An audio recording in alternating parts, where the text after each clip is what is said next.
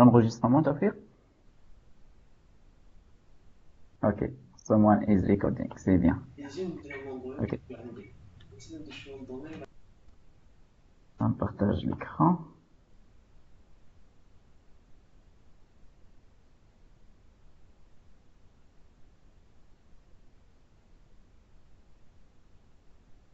Vous pouvez voir l'écran comme ça? Oui, oui, super bien. Super. Ok. On est arrivé à la séance numéro 2. Donc, on a fait la création du web service, si vous vous rappelez bien. Et on a testé le web service. Donc, pour le web service, on a créé les contrôleurs pour l'ajout, la modification, la suppression et des employés. Donc, rappelez-vous ce qu'on a fait ici dans ce projet. Donc, dans le dossier contrôleur, on a créé le modèle employé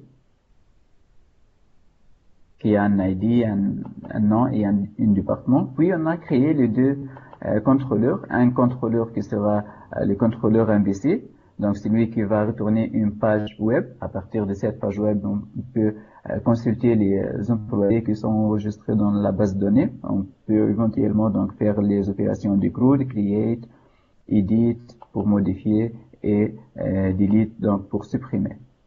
De plus, on a créé un deuxième contrôleur, l'API controller, qui est ici le contrôleur qui va être utilisé pour les applications clientes, les applications qui utilisent le web service. Éventuellement ici notre application mobile ou toute autre application web. Donc l'employé controller, il va retourner les données sous format JSON. Pour le getEmployee, il va retourner toute la liste des employés en format JSON. On peut aussi la configurer pour retourner les employés sous format XML, mais par défaut, il supporte JSON.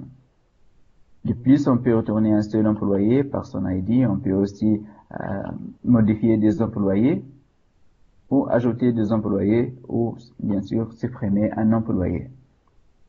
Donc, on a testé ces différents web services en localhost. Donc, on a utilisé Postman, rappelez-vous. Donc, Postman, on peut l'utiliser pour débugger ou pour tester des web services qui sont en local, mais aussi qui peuvent être hostés sur des plateformes comme Microsoft Azure.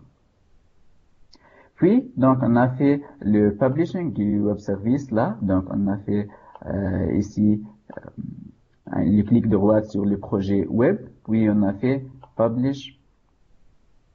Et là, donc, on a choisi de publier sur Azure. Donc là, sur la première fenêtre, là, j'utilise Visual Studio 2017. Donc, c'est un peu différent de 2015, mais juste une petite différence. Là, donc, on a utilisé Publish to your website to Azure. Et là, donc, il va ouvrir Azure. Donc là, je l'ai déjà. Donc, on a importé le Publish Profile.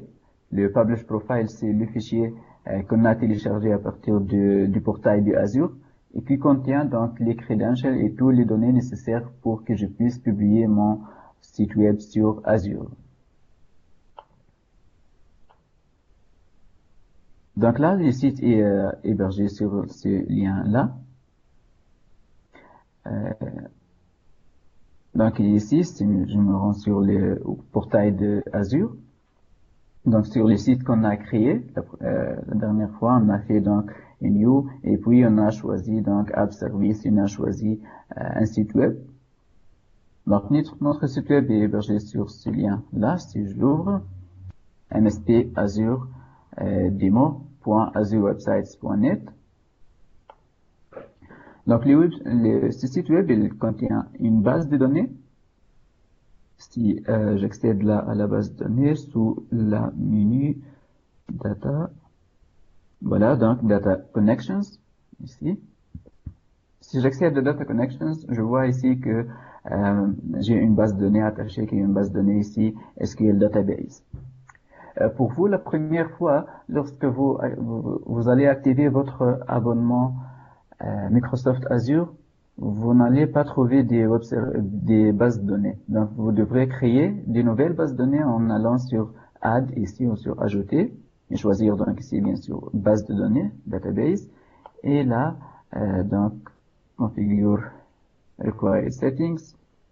Vous allez créer une nouvelle base de données et vous allez donc remplir tous les données nécessaires pour la création de la nouvelle base de données. Pour moi, donc, j'ai créé cette base de données et je l'ai attachée à mon site web. Donc, lorsqu'on a testé les web services en local, on a créé une base de données qui est en local.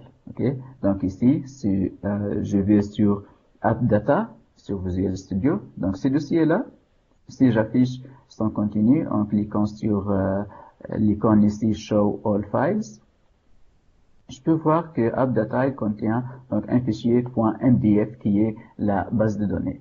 Lorsqu'on va publier le site web, ce projet-là, la base de données, elle ne va pas être publiée avec le site web. D'accord? Ça, c'est important à connaître. Du coup, mon site web, il ne va pas contenir de données. Donc, c'est pour cela qu'on a attaché une base de données. Et puis, donc, on va commencer à remplir cette base de données. Donc, les données qu'on a testées, qu'on a créées en local, et qu'on a ajoutées en local, sur cette base en local, ne vont pas être exportées sur Azure.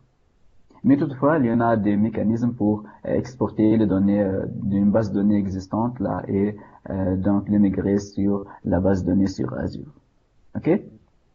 Juste un petit détail qui est important. Voilà. Donc là, on a notre application web attachée à une base de données et l'application donc elle tourne sur Azure. Donc là, donc maintenant je peux accéder à cette base de données. Donc je peux par exemple accéder à employé MVC. Donc pour retourner toutes les données qui sont enregistrées dans ma base de données. La donnée ici, c'est une liste d'employés. Chacun a un nom et un département.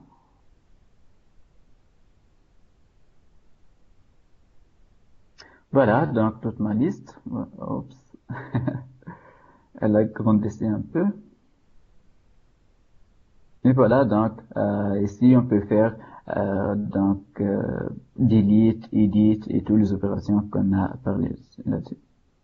Voilà, donc les sites publics, vous pouvez vous aussi y accéder et faire des modifications sur cette base de données-là. De plus, donc on peut accéder à l'API. Donc, notre site, c'était... Donc, je vais le copier.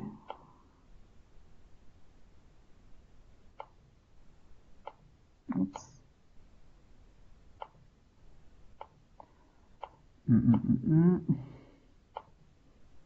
Voilà. Donc, je le copie ici. Puis, donc, je vais accéder à API / employé API. Donc là, c'est l'API qui contient toutes nos données. Ok. Donc ici, la format c'est XML, mais bien sûr, on peut retrouver cette même donnée en un fichier JSON, ce qui est le cas avec notre application mobile. En parlant de l'application mobile, donc là, la dernière fois, donc on a créé les sites web, mais aussi on a créé notre application mobile Xamarin. Donc on a fait création d'un nouveau projet en allant là sur la solution et donc on a fait ensuite add pour ajouter un nouveau projet. Puis donc pour créer une application Xamarin Forms qui est cross-platform, on a choisi cette template-là, cross-platform app. Là, sur Visual Studio 2017, vous aurez que 6 options, mais par contre, sur VS 2015, vous aurez plus d'options. Ok? Donc, il faut choisir la Xamarin.forms cross-platform. Puis, donc, on a, sur cette template, on a pu donc ajouter notre projet Xamarin qui contient là le projet Portable pour le code commande, que ce soit les codes de l'interface ou les codes métiers. En plus de 2 projets sur Android et sur iOS et éventuellement un 3e projet sur Windows. Voilà. Donc, on a ajouté notre entité employé sur le projet mobile pour que je puisse donc connaître l'entité que je manipule et que je reçois de la base de données. De plus, sur la main page, qui sera la page principale et la première page qui va être affichée sur l'application mobile, donc ici, on a créé une méthode qu'on a appelée Download Employees A5.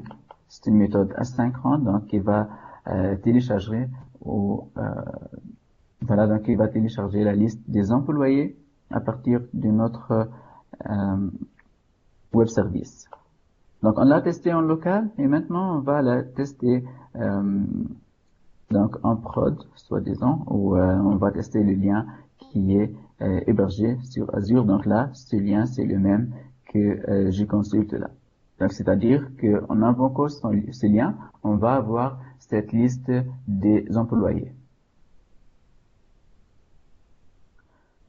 Donc on a utilisé HTTP client pour avoir ou pour se connecter au web service. Puis HTTP client va donc retourner une chaîne qui sera donc notre réponse JSON. Puis donc on va désérialiser cette réponse JSON pour avoir donc notre liste d'employés. Donc ici, je fais la conversion d'un objet JSON vers un objet .NET qui sera donc notre liste d'employés. Si je teste maintenant cette application, donc là, puisque j'ai une application Xamarin Forms, donc je peux la tester soit sur Android, soit sur iOS. Donc je vais commencer par iOS ici. Et là, donc je suis ici connecté à un appareil Mac. Donc là déjà vous pouvez voir que ici j'utilise une virtual machine Windows qui s'exécute sur Mac. Et ici donc j'ai mon simulateur et je me suis connecté sur les simulateurs à travers donc vous pouvez voir ici que là il m'indique que je me suis bien connecté. Voilà. En se connectant sur les simulateurs d'iPhone, donc je peux choisir la version du simulateur que je veux tester. Là, je vais utiliser le tout dernier, donc iPhone 7. Et on lance donc le débogage sur iPhone 7. Ici, j'ai ajouté un breakpoint ici, donc les breakpoints, ce sont les points d'arrêt. C'est-à-dire que le code ou l'application elle va être arrêtée à ce niveau-là. Donc, lorsque l'application elle va exécuter cette méthode, elle va exécuter HTTP client égale new, puis JSON égale getString async, employees égale, et lorsqu'elle finit l'exécution de cette méthode, elle va être arrêtée, elle va s'arrêter là, pour qu'on puisse donc consulter les valeurs des variables. Donc ça, on l'appelle breakpoint. Voilà. Le simulateur se lance. On peut ici voir donc le simulateur.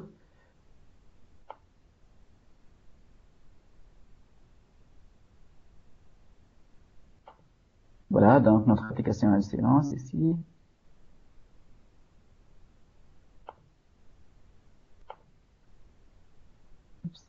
Et en parallèle, on doit avoir notre breakpoint qui va être lancé là. Welcome to Xamarin Forms. Est-ce que c'est ça?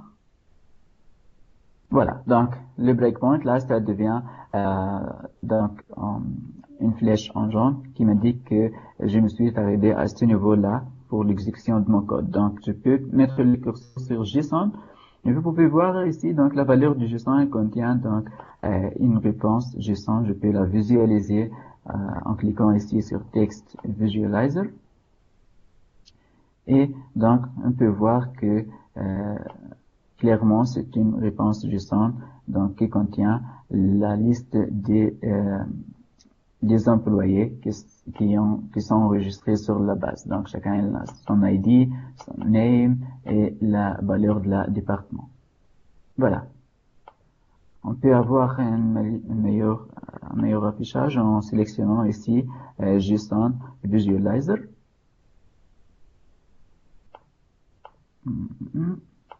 Apparemment, ça marche pas. Mais voilà, donc c'est la réponse JSON. Puis on passe cette valeur JSON pour JSON convert pour qu'il puisse donc faire la sérialisation vers un objet .NET qui est ici employees.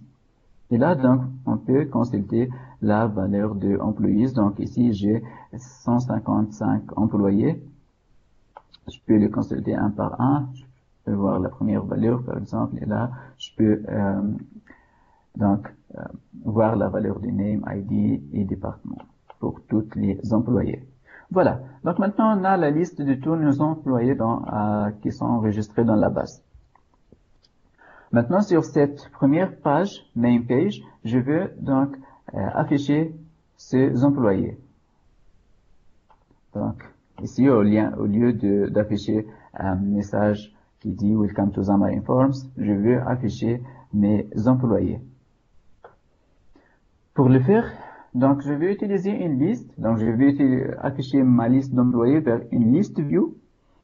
Et vous pouvez voir ici sur Xamarin Forms, donc les gens qui ont utilisé déjà Windows Phone, Windows 10 ou une plateforme basée sur XAML comme WPF, donc ils vont être donc familiarisés avec cette technologie-là sur Xamarin Forms. Donc ici j'ai l'intelligence, donc et tous les éléments que je peux utiliser pour la création des interfaces graphiques, donc les switch, table view, les boutons et tout, donc les autres éléments. On va commencer nous donc par la list view. On va la donner un nom, x de point name égale, donc on va l'appeler employé list view.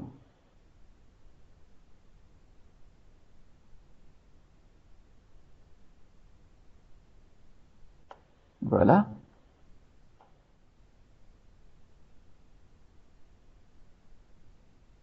Oups.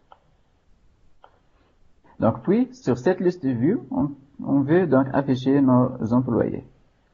Pour le faire, je vais aller ici donc et ici je peux faire appel à liste ou à employé list view. Donc ici je peux accéder à tous les contrôles que j'ai créés dans le fichier XAML. Donc je peux les accéder à partir donc de mon fichier .cs. Ok. Donc ici on a créé la liste view dans XAML, puis on peut l'accéder à XAML.cs. Ok. Voilà. Pour cela, donc je peux ici écrire employees list view donc item source. Item source, donc ça me permet de passer les données que je veux afficher sur la liste view. Donc ici, je veux afficher mes employés. Mais ici, donc, employees list view .item source, elle à partir de cette syntaxe, je peux afficher que une liste de chaînes de caractères, pas une liste d'employés. Okay? C'est-à-dire que ici, je veux commencer par afficher les noms des employés, et puis on va voir comment on peut afficher leur ID et leur département aussi. Donc pour cela, je vais extraire les noms des employés ici. Donc pour le faire, je vais aller ici et faire donc les noms des employés égale employees point, et ici je vais utiliser le requête link comme select ici. Donc le requête link, ça existe sur le namespace system.link. Pour cela, je dois ajouter ce namespace pour pouvoir utiliser donc les requêtes select. Select, elle me permet de parcourir une liste et retourner certaines propriétés seulement. Donc ici, je veux parcourir ma liste d'employés, que je vais appeler E, égale supérieur, et puis donc je peux E.name pour récupérer seulement les noms. Voilà. Puis je peux passer cette liste de names vers item source.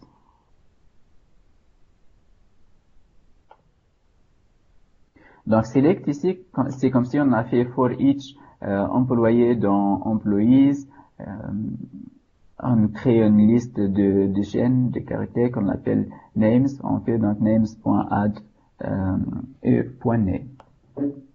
C'est pratiquement la même chose. Ok? On va exécuter maintenant sur iOS.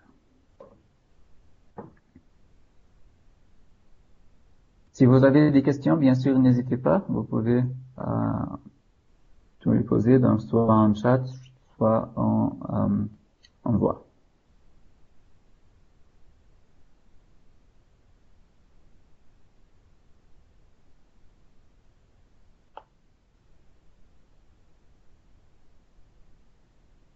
Là, j'ai le breakpoint, je n'ai pas besoin. Voilà. Donc, je fais continue pour continuer l'exécution du programme.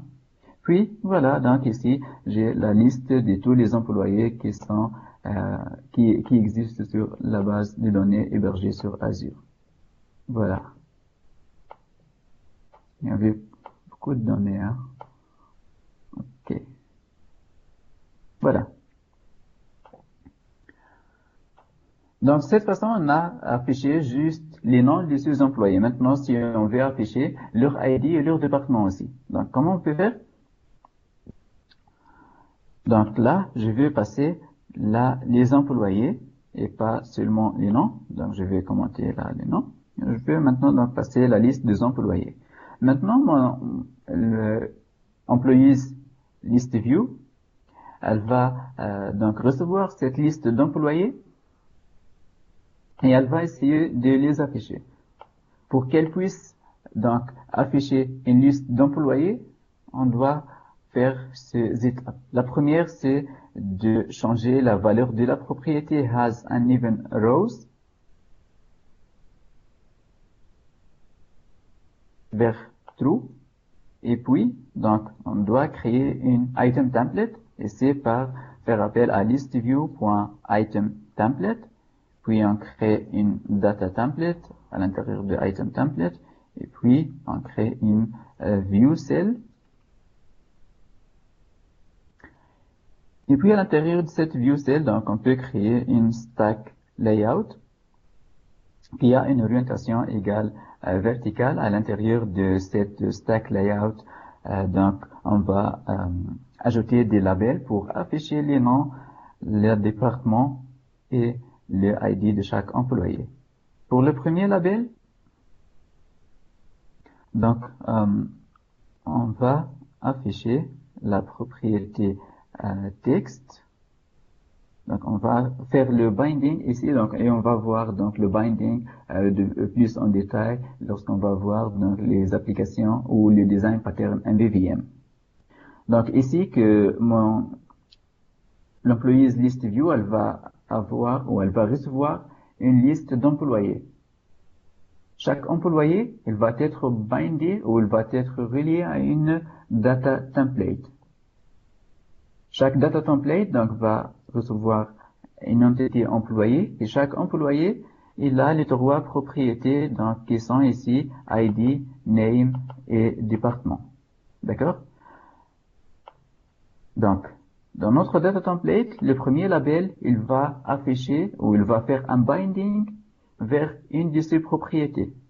Disons ici, il va faire le binding vers le ID. Pour cela, je copie le nom de la propriété, qui est ID ici, et je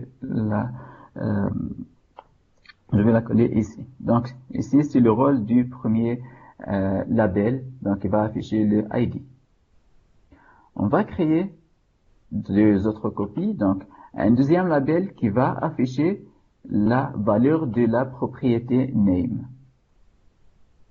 Je la copie ici. Et le troisième label va afficher la valeur de la propriété département. Voilà. Copier département. On va voir maintenant donc l'exécution sur iPhone.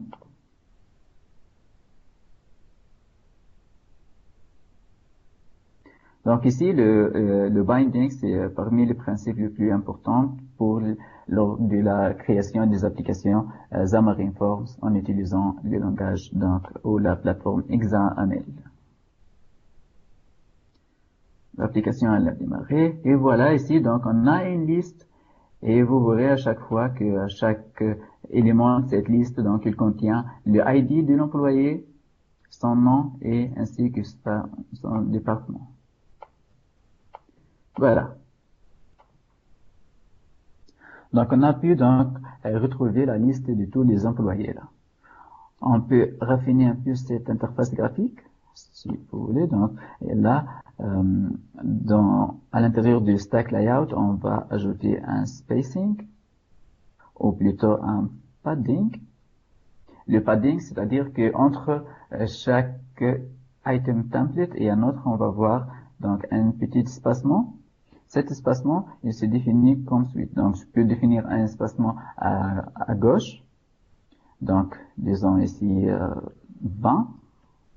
Un espacement en haut, on peut mettre 10 par exemple.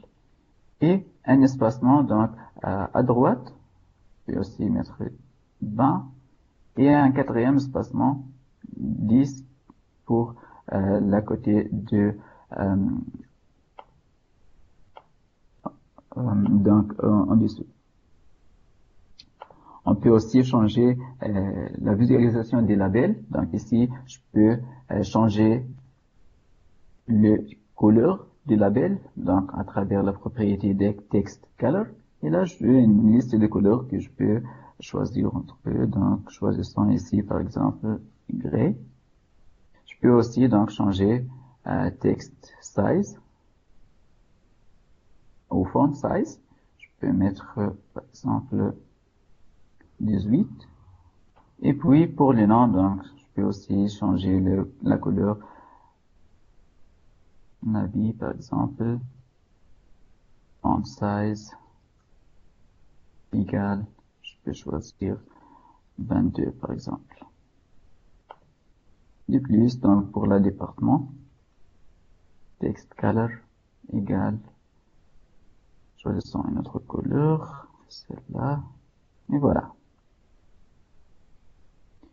J'exécute encore sur iPhone et on va voir donc maintenant notre application avec ce style graphique.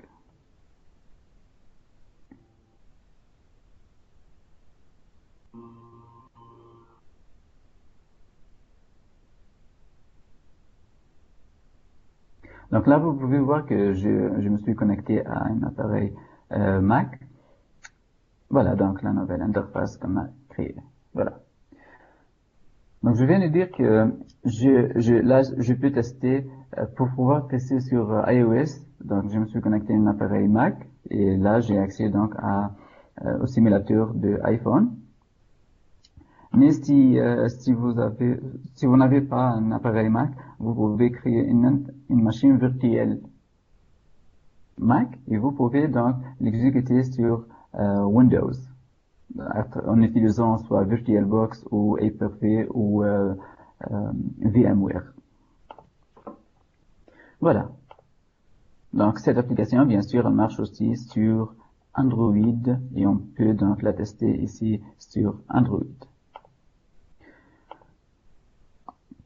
Donc c'est la main page, c'est notre première page qui va afficher la liste de tous les employés. Maintenant, on va ajouter une deuxième page pour ici donc ajouter un nouveau employé.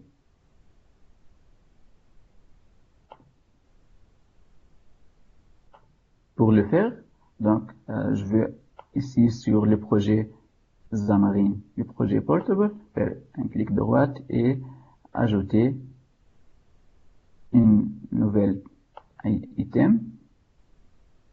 Et ici, sur VS 2017, je choisis donc ici Cross Platform et là, je choisis donc le type page. Donc pour cela, je choisis ici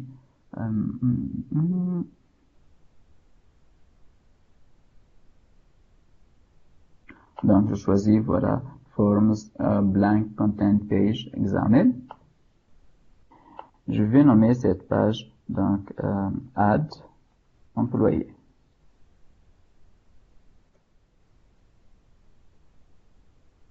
Voilà. Maintenant, j'ai ma page pour ajouter un nouveau employé. Donc, une page vide. Et là, je peux créer le code pour l'ajout d'un employé. Donc là, pour la création de l'interface, là, je peux utiliser Xamarin ou XAML Previewer. On va le voir ici. Donc, si vous allez sur View et puis Other Windows, vous pouvez voir ici qu'on a ici donc Forms Previewer. Je clique là. Et là, on aurait donc cette fenêtre là où je peux avoir une visualisation graphique de mon interface avant même de l'exécuter et la voir sur le simulateur. Voilà. Donc là, je peux avoir le rendu de mon interface sur iPhone. Et là, je vais la réouvrir pour que je puisse la visualiser correctement.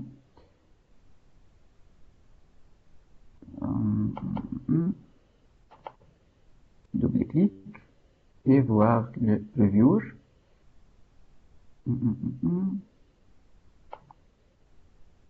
OK.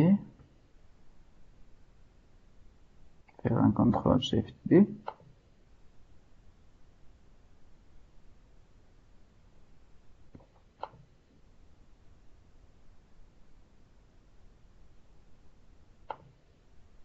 OK, donc maintenant on va commencer à créer notre interface ici. Donc pour l'ajout d'un employé, on aura besoin de deux champs, un champ pour le saisie du nom de l'employé et un deuxième champ texte pour le saisie du département de cet employé. Donc c'est comme si on va construire la même interface web qu'on a vu là pour la création d'un nouveau employé.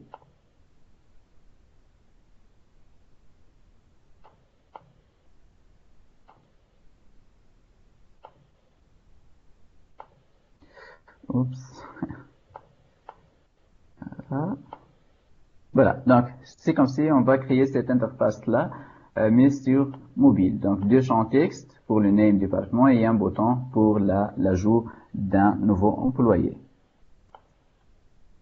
Voilà, donc on va mettre le tout dans une stack layout parce que à l'intérieur d'une content page, on peut mettre qu'un seul élément. Donc ici, on a trois éléments. Donc, on va mettre les trois éléments dans un seul élément qui est le stack layout. Le stack layout, il va avoir une orientation égale verticale pour qu'on puisse donc afficher les deux champs texte et les boutons les uns au-dessus de l'autre. On va commencer par ajouter le premier élément qui est le type entry. Le type entry, c'est le champ texte où l'utilisateur peut donc saisir ou peut donc écrire des valeurs textiles. Un premier entry, on va l'appeler x.name, on va l'appeler name entry.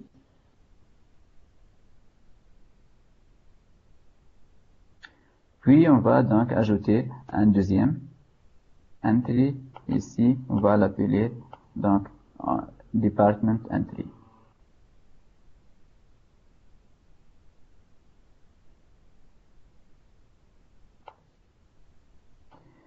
Puis un bouton pour faire l'ajout de l'employé.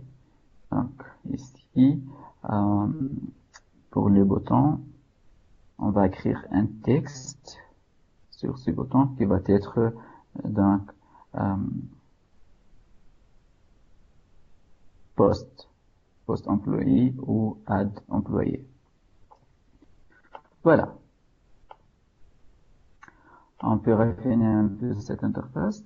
Et là, ça marche pas encore. Dans mon preview, je vais essayer de nouveau. Donc, aller sur View, Other Windows et Forms Preview. Sur Android, ça marche pas.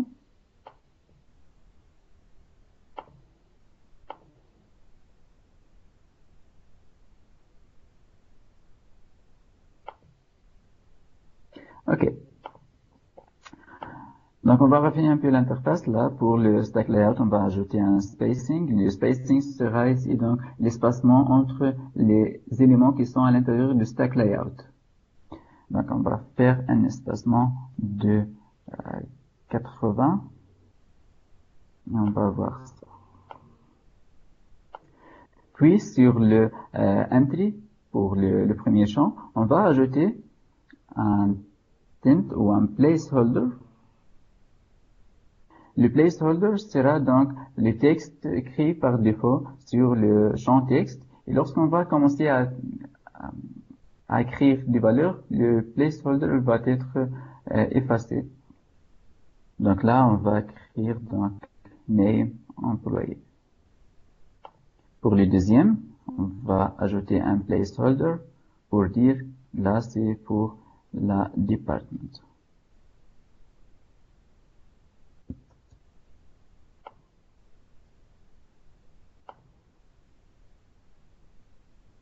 Pour le bouton, on peut aussi aller changer le background du bouton.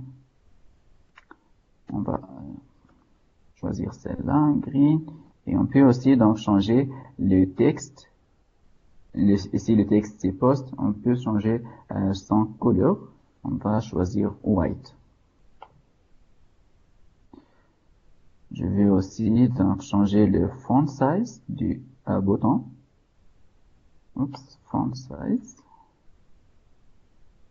Pour dire ici 28 par exemple. Voilà. On va essayer l'application sur iPhone 7.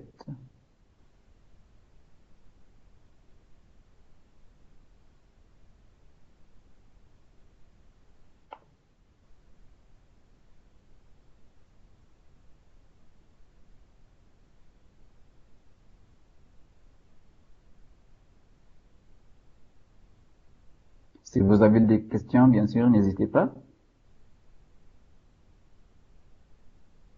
Voilà, donc, même ici, la page qui s'affiche, c'est la page, c'est la même page. Alors que si je veux afficher la page add employé au lieu de main page. Donc, on va changer la page qui va être affichée au départ. Ou plutôt, on va pas faire ça, mais plutôt, sera mieux si on peut ajouter à la main page un bouton qui dit donc ajouter un nouveau employé. Pour le faire, on va aller sur main page et là, on va ajouter notre bouton.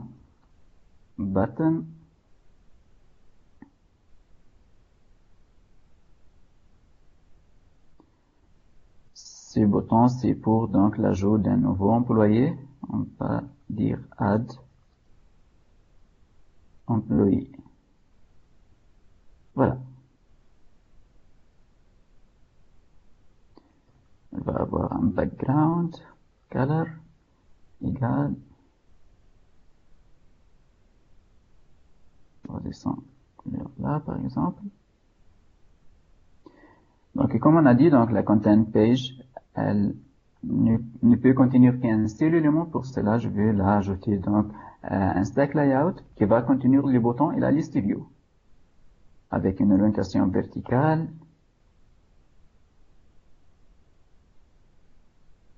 Ici, CTRL-X et on va la fermer là. CTRL-KD. Donc, ici, mon XML, c'était de cette façon-là. Donc, ici, les balises XML ne sont pas bien alignées. Pour le faire bien aligné, donc j'utilise la shortcut CTRL-KD. De cette façon, donc, mon XML va être indenté automatiquement. Donc, sur le bouton Add employé, je veux donc créer un event handler de type donc clicked. Et là, je vais créer l'event handler. Donc là, j'utilise ReSharper qui peut créer cet event handler automatiquement, mais sinon, c'est facile à le créer manuellement, l'event handler. Donc, juste, donc, on saisit le nom de la méthode qui va être exécutée. Là, je vais l'appeler donc add employee, ou plutôt go to add employee. Go to add employee page. Voilà. Donc, c'est le nom du clic du bouton. On va le copier. Et puis, sur main page, on va ajouter donc une deuxième méthode, private, qui est de type void. Et puis, encore le nom qu'on a choisi, go to add employee page. Donc, il doit accepter deux paramètres. Un premier du type object, on l'appelle standard, et un deuxième du type event args.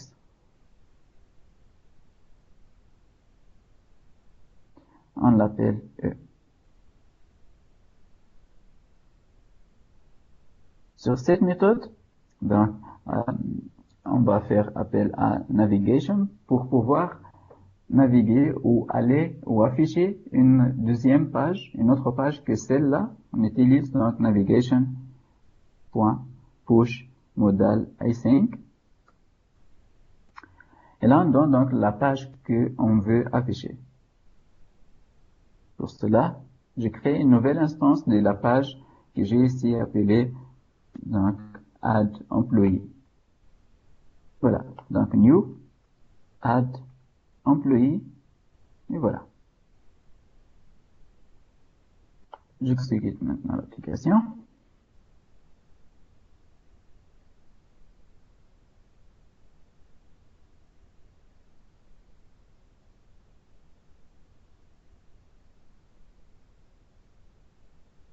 Ça va jusqu'à maintenant? C'est clair ce que j'explique? Oui, très bien, Hossam. D'accord, super. Donc ici, on a notre bouton Add employé au top de la page. Je clique sur cet bouton et voilà donc la deuxième interface qui affiche donc les deux champs. Le premier pour afficher le nom et le deuxième pour afficher le département. Voilà. On voit ici que les deux champs sont collés au top de la page. Si on peut faire ajouter un espacement entre le top de la page et le premier champ.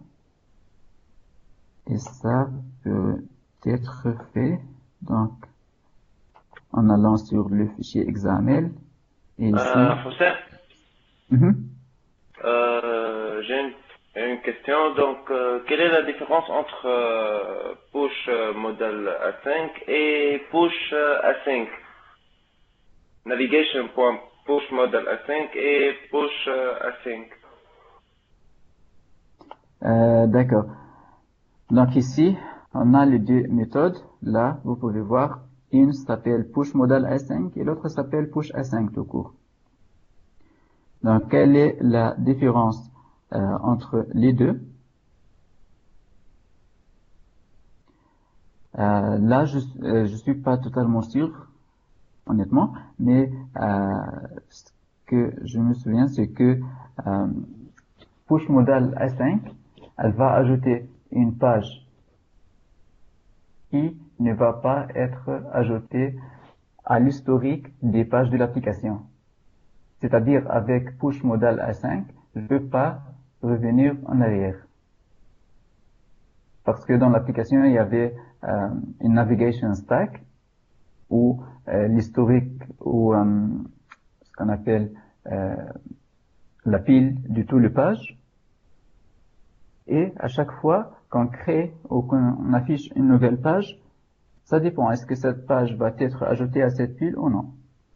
Donc, push modal A5, normalement, donc, elle ne permet pas d'ajouter cette page à l'historique de toutes les pages de l'application.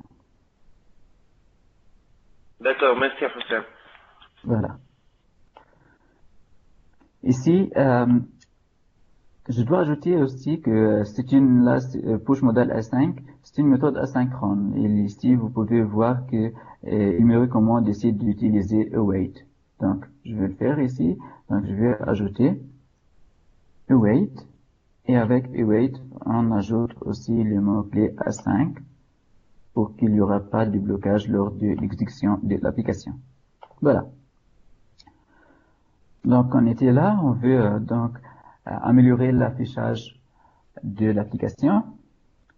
Donc, pour ajouter un espacement au top de cette page, donc on peut aller sur le stack layout et utiliser ici la propriété margin.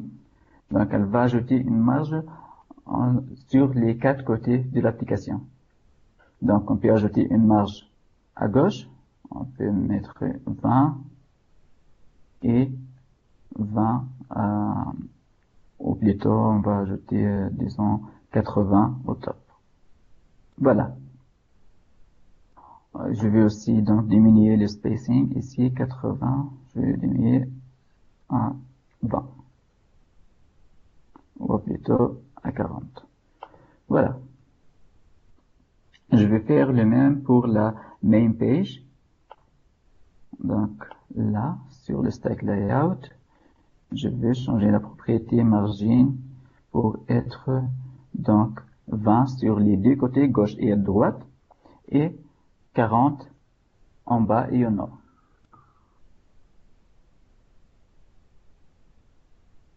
Voilà. Donc maintenant j'ai les deux champs. L'utilisateur, donc il peut écrire sur le premier champ texte pour écrire le nom, le département, et puis il peut donc cliquer sur les boutons. Mais en cliquant sur le bouton, là, rien ne se passe parce qu'on n'a pas créé l'événement clicked. Donc, on va créer l'événement clicked.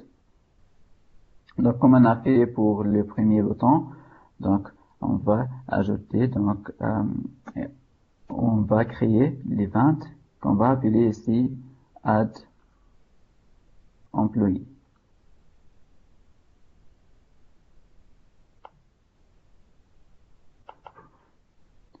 Donc ici, on va créer cet événement où on va le créer. Donc c'est au code behind de la page add employee.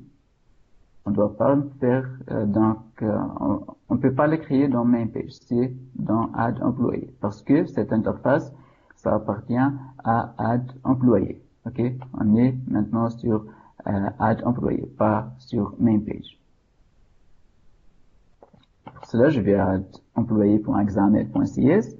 Et je vais créer donc une autre méthode void qu'on va appeler donc add employee qui accepte les deux paramètres object du type ou qu'on appelle sender et un deuxième du type event args qu'on va appeler ici E. Pour ajouter un employé, donc on va premièrement récupérer l'employé. On va récupérer les noms de l'employé. Donc, en accédant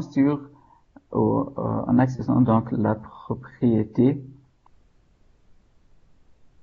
la première ou le entry qu'on a appelé ici name entry qui va donc contenir le nom de l'employé.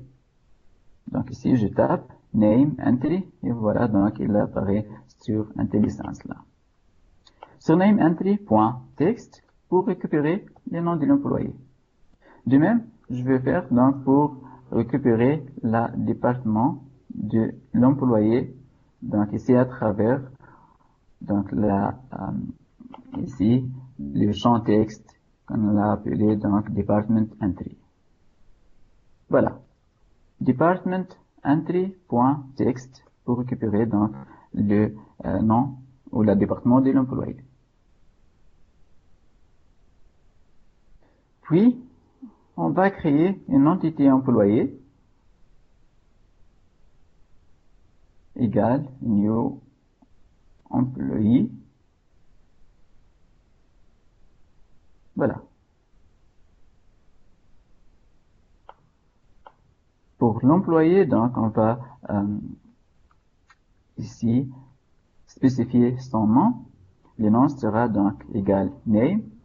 Et puis, on va spécifier le département égal département. Voilà. Maintenant, cet employé, donc, on veut l'enregistrer sur la base de données. On peut donc l'envoyer sur le web service qui est responsable sur l'ajout des employés. Pour le faire, donc, on va utiliser HTTP client, var HTTP client égale new HTTP client. Et là, elle ajoute donc automatiquement le namespace system.net.http.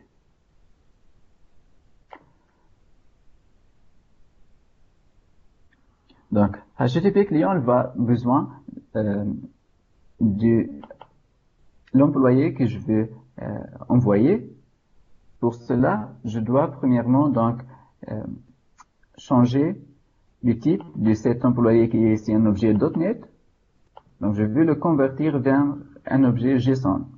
Parce que HTTP client, donc, elle ne peut pas envoyer un objet comme il est de cette façon-là, un objet .NET, mais plutôt on va le convertir vers un objet JSON. Pour cela, je vais créer mon objet JSON égal, et je vais donc utiliser JSON convert. Le même objet qu'on a utilisé dans le mainpage.xaml.cs pour faire la conversion du JSON vers la liste d'employés. Donc ici on a utilisé deserialize, mais pour faire la conversion dans l'autre sens, on va utiliser serialize object. Et ici on donne donc notre employé. Le résultat donc sera un objet JSON. Cet objet JSON, on va donc le transformer ou l'adapter pour être créé dans un objet content view. Pour le faire, je vais recourir à un code snippet ici, HTTP post.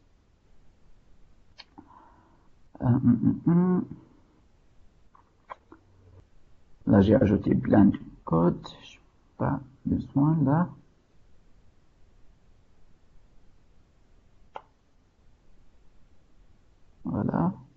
Voilà. Donc, c'est tout le code que j'ai besoin là. Donc, après avoir récupéré le JSON, on va créer un objet de type HTTP content égale new string content. On passe notre JSON. Puis, on va utiliser ce HTTP content pour l'ajouter au header de notre requête. Donc, on spécifie ici le media type header value. On dit ici que on va envoyer un objet du type JSON, ok, pour que mon web service puisse donc lire ce JSON ou cet objet dans le bon format. Comme on a spécifié ici JSON, on peut aussi spécifier XML et on peut donc se réaliser ou transformer notre objet employé vers XML. Mais ici, on va continuer avec JSON. Donc, HTTP content, maintenant, c'est comme si c'est c'est le contenu de notre requête qui va contenir donc JSON. Puis, on va invoquer HTTP client.post A5 et là, on va envoyer notre HTTP content vers l'adresse de notre web service. Là, je dois donc ici spécifier l'adresse du web service relative donc à l'ajout d'un employé. L'adresse du web service, c'est l'adresse de l'API ou du contrôleur API, c'est la même adresse là. Donc, je vais ici copier cette adresse, copier, et puis je vais l'utiliser ici. Voilà. Donc, post-async, c'est une méthode asynchrone qui utilise await. C'est-à-dire que, à la signature de la méthode, je dois ajouter le mot-clé A5. Et voilà. Ici, juste, j'ai une erreur. Add employé, c'est le nom de la méthode là, mais c'est aussi le nom de la classe. Pour cela, je vais le changer ici. Donc, add employee to database.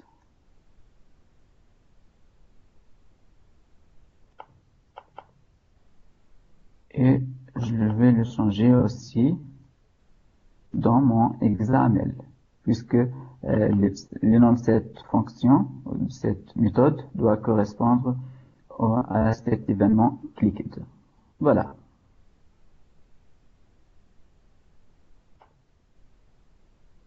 Le retour du poste A5, on va le récupérer dans la variable result, qui va donc nous indiquer si, si l'ajout de cet employé a été fait avec succès ou non. Donc, on va ajouter un breakpoint ici et on va exécuter l'application sur iPhone.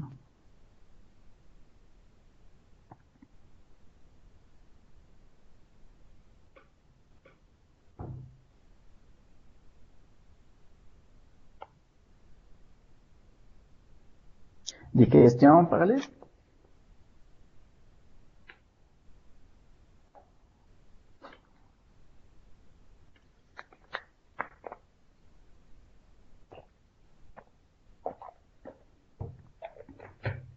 Donc, on clique sur le bouton Add employé. La deuxième page, on peut taper un nom d'un employé. Mohamed, IT par exemple. Et on clique sur Post.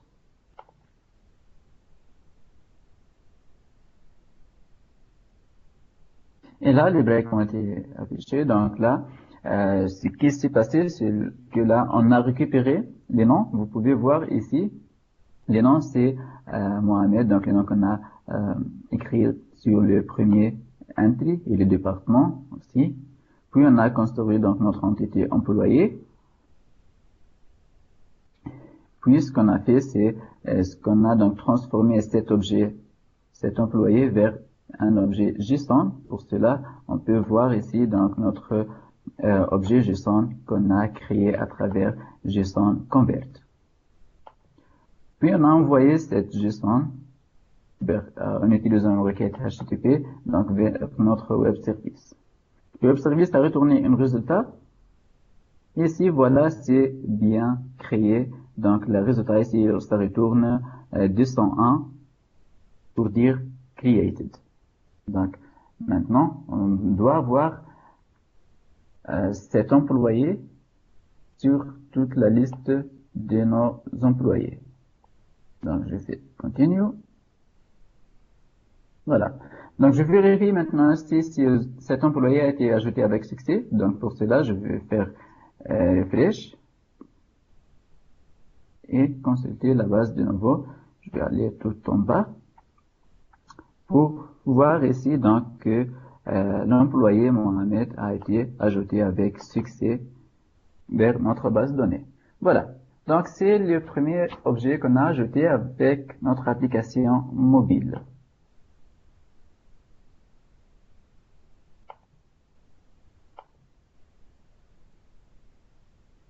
Donc ça, c'est concernant l'ajout d'un employé à partir de l'application mobile.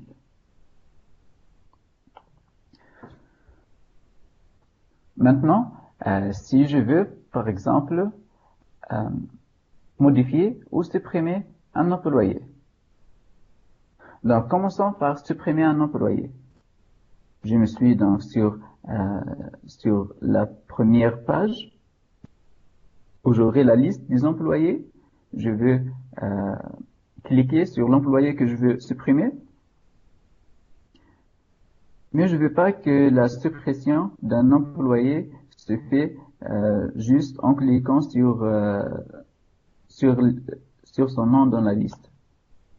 Donc là, j'ai toute la liste des employés. Je clique sur un employé. En cliquant sur un employé, je veux aller vers une autre page, là où on me demande si vraiment je veux supprimer cet employé. C'est exactement comme on a dans la page web ici. Si je veux faire delete, je clique donc sur Delete et ici je me suis redirigé vers une autre page où on me demande si je veux vraiment donc supprimer cet employé. On va faire du même sur l'application mobile. Pour cela, je vais revenir vers la première page, Main Page. Là, on a la liste de tous les employés et on va ajouter un événement qui va être exécuté à chaque fois l'utilisateur il sélectionne un employé. Cet événement s'appelle Item Tapped. Donc, on va créer cet événement. Là, je vais utiliser ReSharper rapidement. Et voilà. Donc,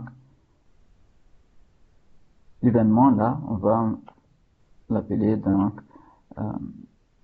Employees List View Item Tapped. Voilà. Ce sera le nom de notre employé. Là, il n'accepte pas Event Args comme deuxième paramètre, mais c'est Item Tapped Event Args. Juste faire attention à celle-là. OK.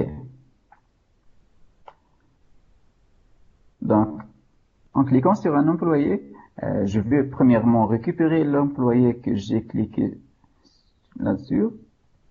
Et c'est à partir de la propriété de l'objet E, la propriété item, qui est ici de type object, mais celle-là, elle contient l'objet ou l'employé que j'ai cliqué là-dessus. Donc, on peut la convertir vers un employé. Donc, la conversion ici, ça peut être fait à travers l'opérateur as, ou on peut faire donc directement ici employé. OK? Ici, j'utilise as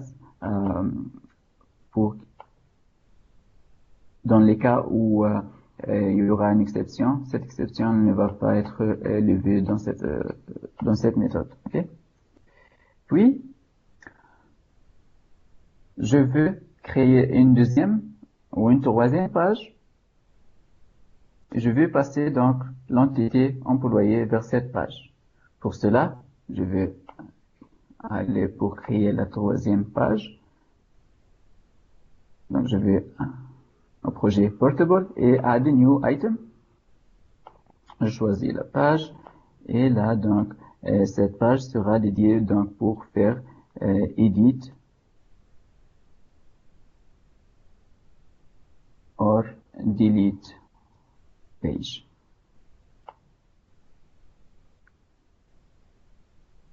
Donc, il a créé la page. Donc, on va naviguer sur cette page. Donc, en utilisant ici navigation.push modal S5. Et on va créer la page qu'on veut aller.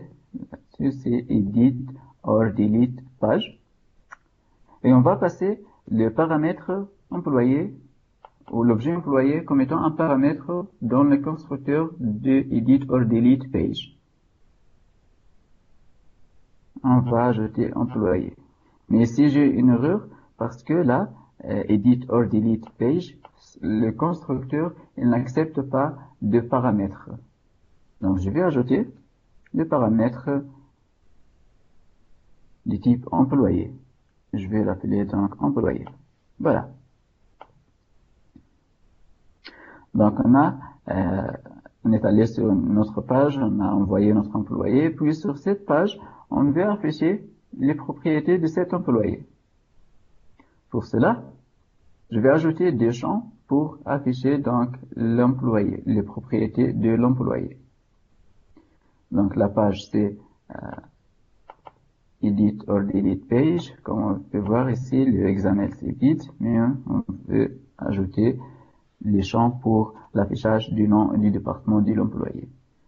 Je vais ajouter, ou je vais réutiliser cette même stack layout qu'on a définie sur Add Employé. Je vais la copier et la réutiliser ici. Donc, un premier champ texte pour les noms et un deuxième donc pour afficher le département. Et un bouton pour dire ici Delete. Le bouton Delete va être affiché en red. c'est une action critique. Et on va exécuter une méthode qu'on va appeler ici delete employee from database. On va créer cet event handler. Là, j'utilise ReSharper pour la créer rapidement. Create event handler et voilà. Donc, je vais afficher mon employé qui est passé là dans, ou plutôt, l'affichage, on va le faire dans le constructeur, pas dans le clic du bouton delete from database. Je dois pas attendre jusqu'à l'utilisateur clique sur le bouton pour que j'affiche son nom et son prénom, mais je vais les afficher lorsque je suis déjà sur la page edit or delete page. Donc, je vais accéder à name entry, donc qui est ici le nom du entry pour afficher l'employé. Name entry.text, je vais changer la valeur pour être le nom de l'employé, égal employee.name.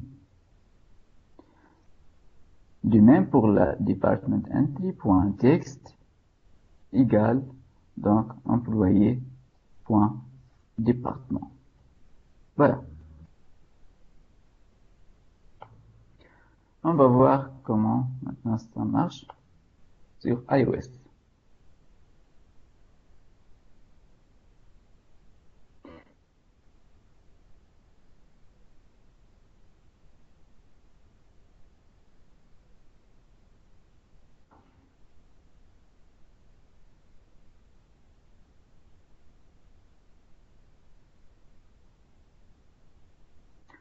Voilà, donc j'ai choisi un employé. Choisis tout dernier, là, Mohamed. Je clique et voilà, donc les données là sont transférées vers cette page. Donc là, j'ai récupéré les noms et le département de Mohamed. Voilà.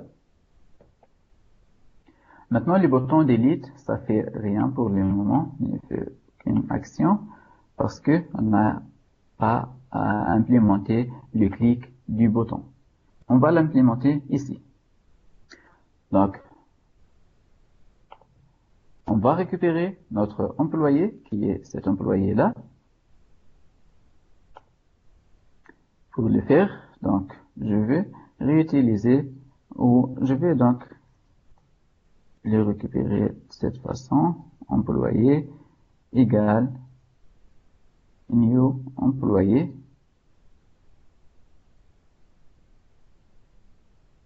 Et je peux faire donc name égale, j'accède à name entry point text et pour la département name entry point text.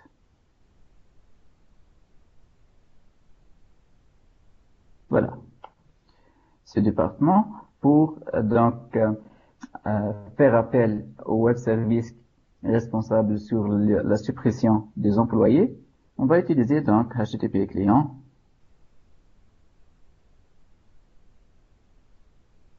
var HTTP client égale new HTTP client.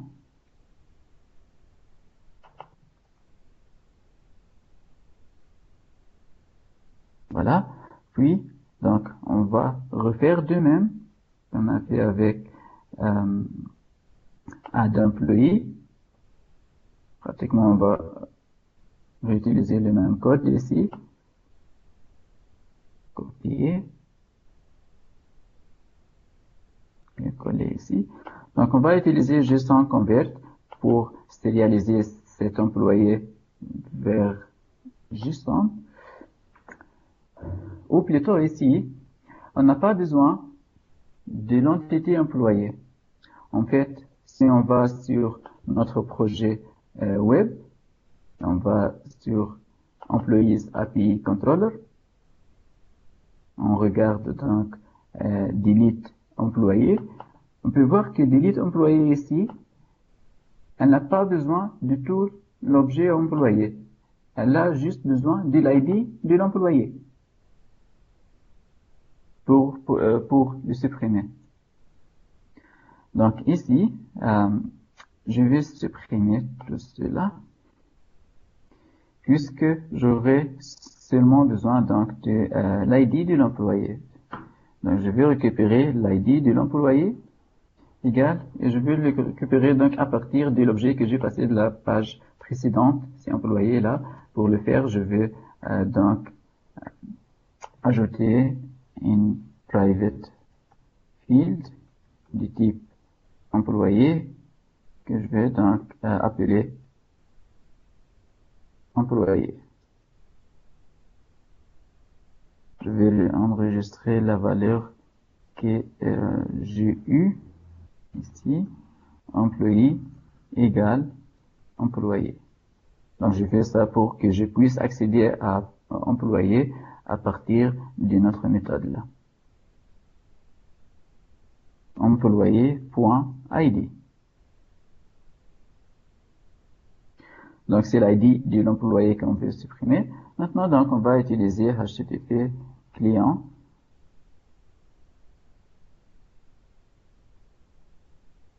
pour faire la suppression. Donc on va utiliser la méthode delete A5. Vous pouvez voir ici donc la méthode delete A5. La méthode delete A5, elle accepte un paramètre du type string ici, donc qui est le request IRI.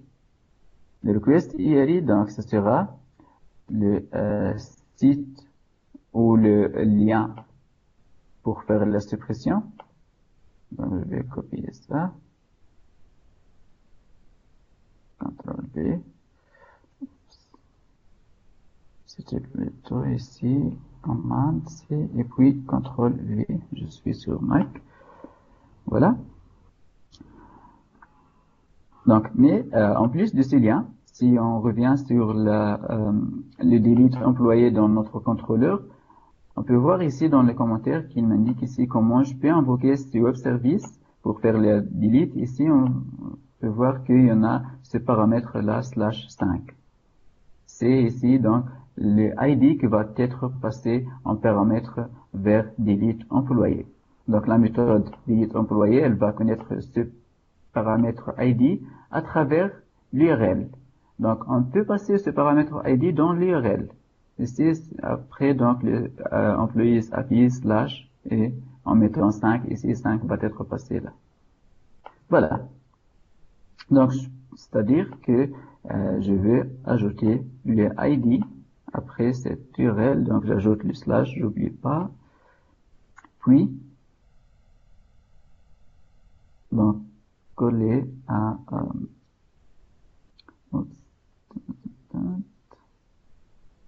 où est le plus, j'utilise un clavier Mac sur une VM, donc les boutons sont pas les mêmes.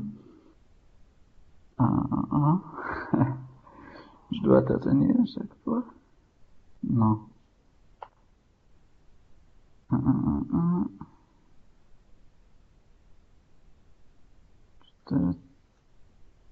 C'est pas ça. Désolé, mais voilà, le plus, voilà. Donc plus le ID. C'est une méthode asynchrone, donc on va faire await et A5 sur la méthode et on va aussi donc récupérer la résultat ou la réponse du serveur. Result égale await. Voilà. Un breakpoint là et on exécute l'application.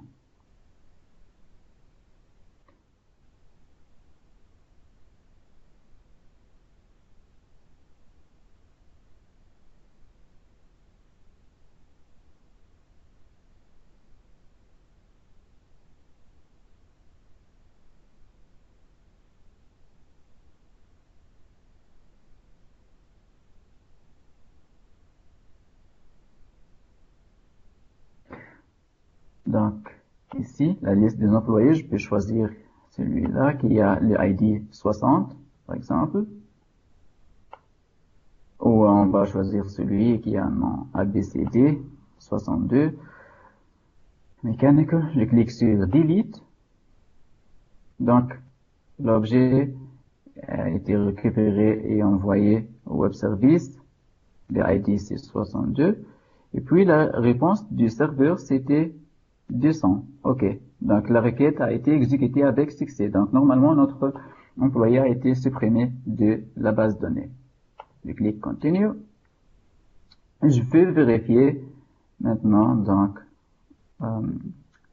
sur mon site web. Back to list. Faisons refresh. Et maintenant, donc, j'ai plus, donc, l'employé qui s'appelle ABCD. Je peux, revérifier ici, dans l'API. Et le premier, ici, donc, ce n'est plus ABCD. Donc, vous pouvez voir que de plus, ici, l'employé qui a l'ID 62, il n'apparaît pas. Voilà. Donc maintenant, on a fait l'affichage de tous les employés.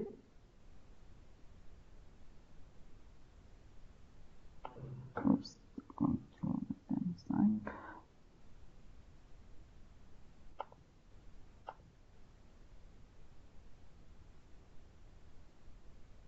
Donc on a fait l'affichage de tous les employés dans la page mainpage.xaml.cs. Là, on a créé une liste view.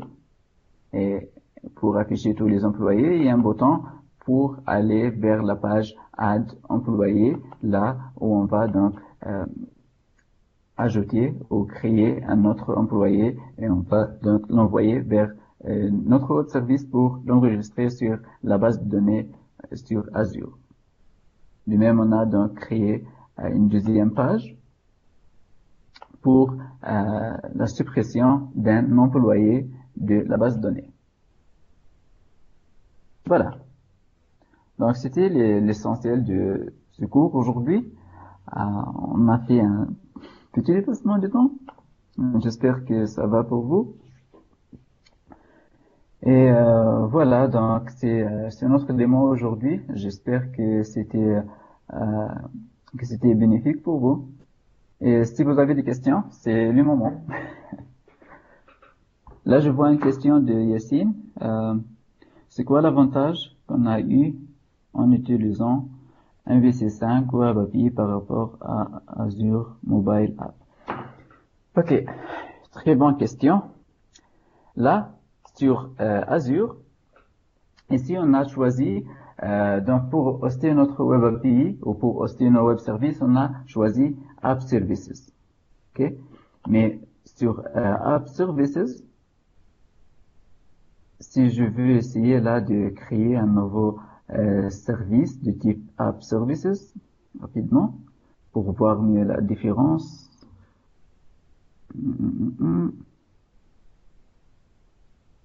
Donc, web plus mobile.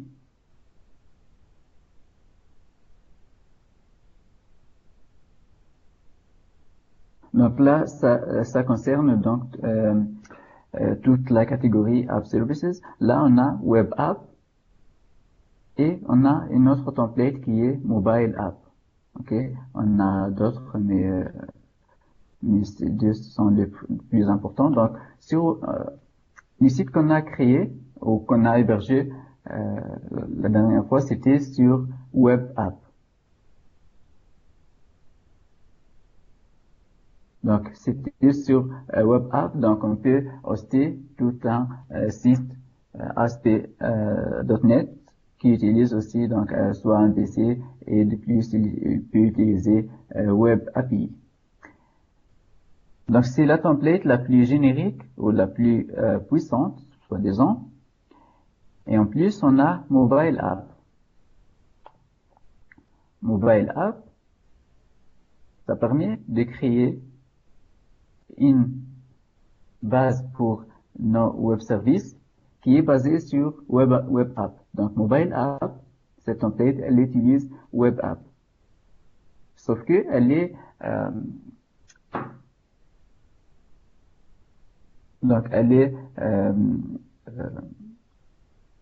rendue plus améliorée ou plus optimisée pour le mobile. Donc elle va fournir des autres services comme l'authentification ou comme les push notifications que vous ne trouvez pas avec Web App. Avec Web App, vous devrez l'ajouter vous-même. Donc avec Mobile App, c'est une template pour créer du Web App d'une manière plus rapide et plus efficace.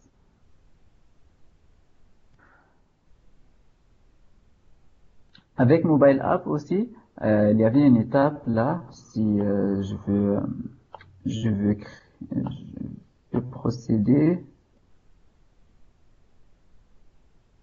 Ok, je donne un nom, je tape un nom, je vais créer Create. Donc, Mobile App, à un certain moment, elle va vous donner une template d'une application ou un code d'une application qui peut se connecter automatiquement vers votre backend. Là, dans cette application, c'est une autre donc on a créé tout le code pour faire les connexions à travers HTTP client et faire la sérialisation à travers JSON.NET, mais à travers Mobile App, vous pouvez avoir comme si vous pouvez avoir cette application codée et prête à utiliser. Donc la création a été faite avec succès.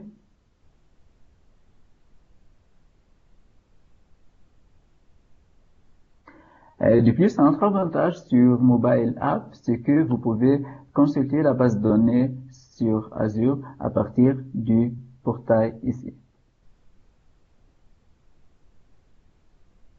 Donc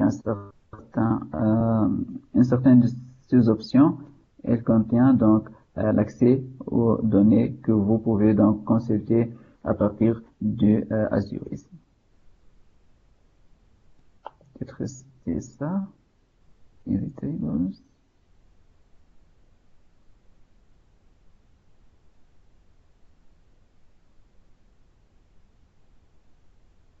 Ok.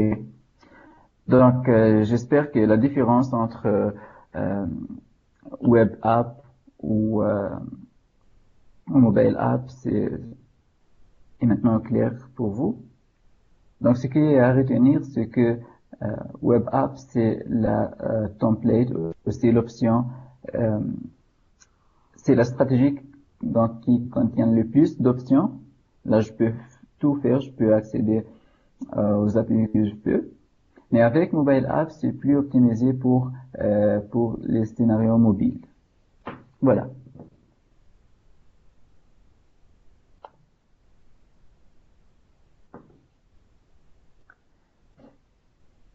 Il y avait d'autres questions?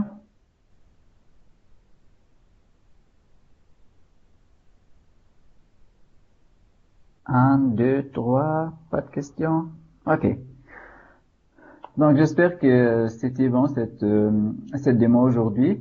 La prochaine fois, on va voir si on peut donc ajouter l'accès au quatrième service, qui est donc le service pour donc faire la modification d'un employé. Si on veut modifier le département ou le nom d'un employé. Voilà. Merci beaucoup, Hussam. C'était vraiment bénéfique pour les participants ici. Merci, je te remercie vraiment J'espère bien. fond du cœur.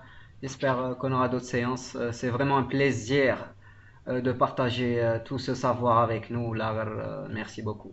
Merci. Merci. Merci à vous. Bonne soirée à tous. Merci, bye bye.